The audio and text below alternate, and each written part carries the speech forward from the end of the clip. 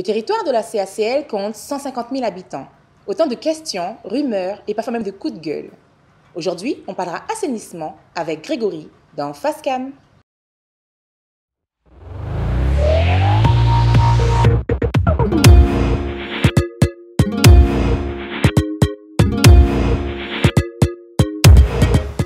Ça tourne. Ok, c'est parfait. Bonjour Grégory. Bonjour Olivia. Dis-moi, qu'est-ce que l'assainissement en eau usée, qui est l'une des compétences de la CACL depuis 2002? Tous les jours, on utilise de l'eau et on la rejette soit par les toilettes, soit par les éviers.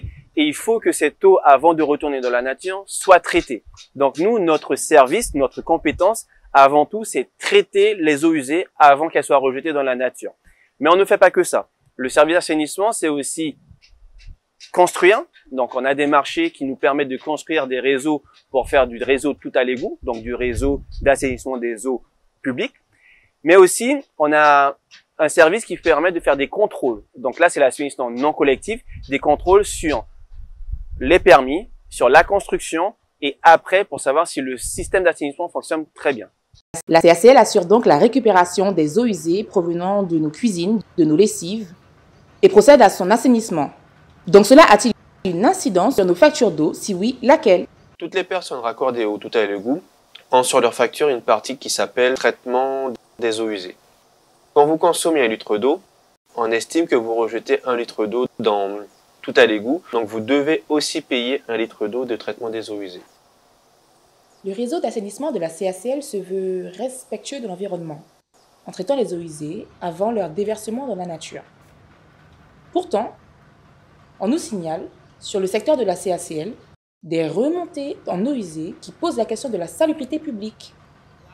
D'ailleurs, cela a suscité quelques coups de gueule, donc je vais te citer quelques phrases, que chaque entité prenne sa responsabilité, donc soit le bailleur ou la CACL. Que peux-tu répondre à cela?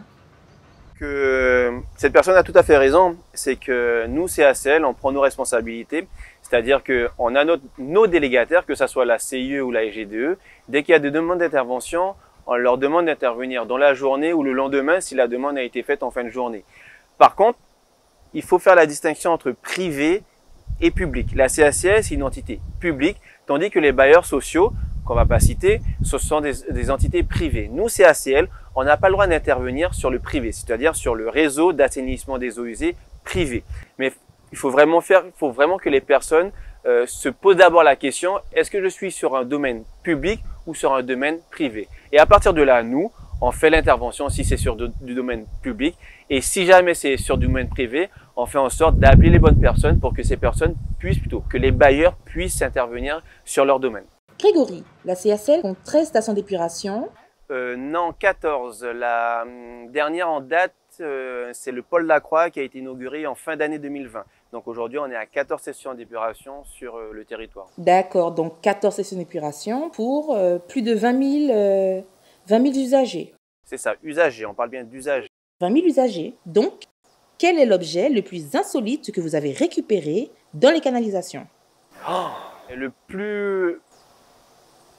plus insolite qu'on ait retrouvé, je pense que ça serait, je dirais, un extincteur. Du coup, est-ce que tu pourrais dire à nos téléspectateurs quels sont les objets à ne pas jeter, à ne surtout pas jeter?